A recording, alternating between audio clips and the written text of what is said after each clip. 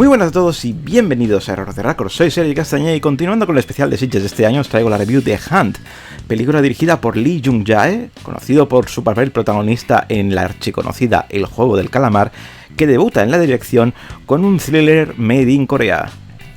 Corea del Sur en 1980. Tras el asesinato del presidente Park por la agencia de inteligencia coreana, el ejército vuelve a hacerse con el poder.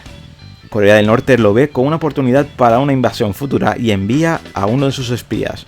Dos altos cargos de la seguridad surcoreana tienen la misión de perseguir al infiltrado. Así comienza una terrible carrera contra el reloj. La situación de las dos Coreas está al borde de la implosión y los dos agentes, en el transcurso de su investigación, sacarán a la luz importantes secretos que amenazan con cambiar el curso de la historia del país.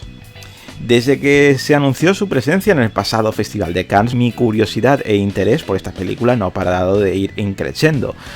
Por un lado, ver si Lee Jung-jae es tan buen director como actor, como ha ido demostrando durante estos años con éxitos como Libéranos del Mal, New World o la archiconocida El Juego del Calamar, y si ha sacado algo de ellas en su debut en la dirección.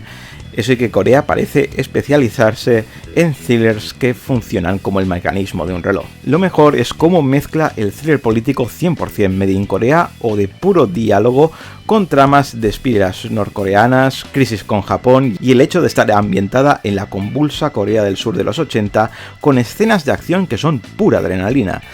En ningún momento he sentido aburrimiento y que el tempo, la verdad es que Lee Jung-jae lo tenía bastante bien controlado y equilibrado durante todo el metraje de la película.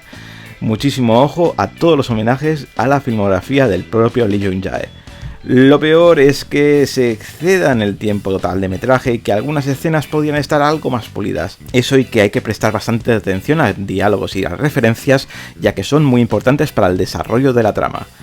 Así que vamos con las valoraciones. En IMDb ha conseguido un 6,9, en Metacritic un 55 sobre 100 y son notas bajas. En Error de Record vamos a darle un 8 porque la verdad esperaba que fuera el típico thriller de Corea donde hay mucho parloteo y politiqueo pero muy poca acción, pero afortunadamente no ha sido el caso y la verdad la disfruté muchísimo de ella, aunque entiendo que no a todo el mundo le haya podido gustar.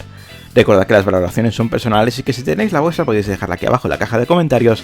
Y nada más, podéis suscribiros y dadle al like, que hay mucho sobre el contenido de este canal y nos vemos en el próximo vídeo con mucho más cine.